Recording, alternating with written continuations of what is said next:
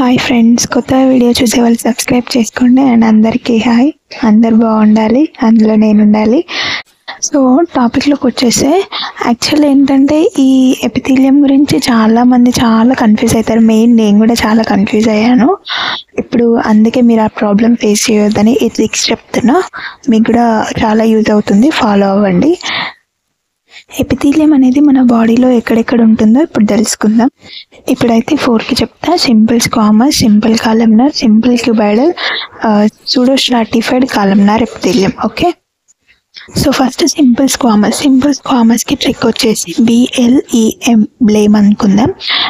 B అంటే Bowman's capsule, L అంటే lung alveoli, E అంటే ఎండోథీలియం, M అంటే మీసోథీలియం. ఇప్పుడు సింపుల్ క్యూబాయిడల్కి ట్రిక్ వచ్చేసి ROT, rot.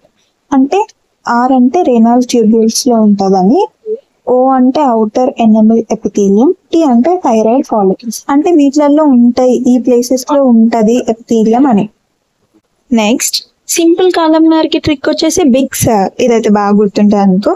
So big sir, B అంటే బ్రెయిన్, I అంటే ఇంటెస్టైన్స్, G అంటే గాల్ బ్లాడర్, S అంటే స్టమక్, I అంటే ఇన్నర్ ఎనామల్ ఎపిథీలియం, R అంటే రెస్ట్ ట్రాక్ట్. సో ఈ ప్లేసెస్లో ఉంటుంది అని. నెక్స్ట్ ఇంకొకటి ఏంటి అని అంటే fourth one pseudo stratified columnar.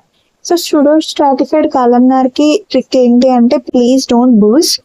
So ఇస్లో పీకి పారానాసల్ సైనస్ అండ్ డోంట్లో ఈ క్యాపిటల్ NNT ఉంది కదా. సో N అంటే నాసల్ క్యావిటీ, ఇంకో నాసోఫారింగ్స్, అండ్ P వచ్చేసి ట్రాకియా, అండ్ బూస్లో P వచ్చి బ్రాంకి. ఓకే, సో ఐ హోప్ ఈ ట్రిక్స్ మీకు నచ్చే ఉంటాయి. నచ్చితే లైక్ చేయండి. మరెన్నో వీడియోస్ కోసం సబ్స్క్రైబ్ చేసుకోండి. Thank you friends, bye.